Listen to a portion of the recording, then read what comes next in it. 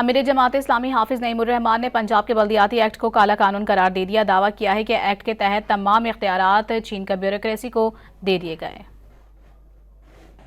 اس وقت پنجاب کا جو بلدیاتی ایکٹ آیا ہے یہ بلدیاتی ایکٹ نہیں ہے، یہ کالا قانون ہے، کالا قانون ہے، اور یہ کالک مل رہا ہے حکمران طبقے کے منہ پر، اس لیے کہ اس میں سارے اختیارات کو چھینا گیا ہے۔ جمہوریت کا اور ووٹ کو عزت دینے کا نعرہ لگانے والے انہوں نے اس بلدیاتی ایکٹ میں یہ طے کیا ہے کہ یہ غیر جماعتی بنیاد پر یونین کونسل میں کونسلر منتخب ہوں گے۔ امیر جماعت اسلامی حافظ نعیم الرحمان نے پنجاب کے بلدیاتی ایکٹ کو کالا قانون قرار دے دیا۔ دعویٰ کیا ہے کہ ایکٹ کے تحت تمام اختیارات چھین کر بیوروکریسی کو دے دیے گئے۔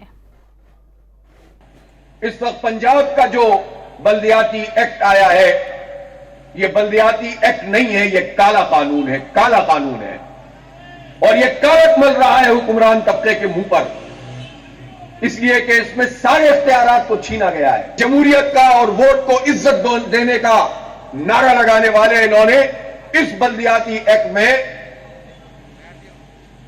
یہ طے کیا ہے کہ یہ غیر جماعتی بنیاد پر یونین کونسل میں کونسلر منتخب ہوں گے۔